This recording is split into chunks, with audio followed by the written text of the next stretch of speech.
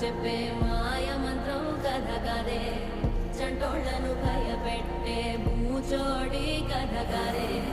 తాత ముత్తాతమ్మల భూతాల కథ కదే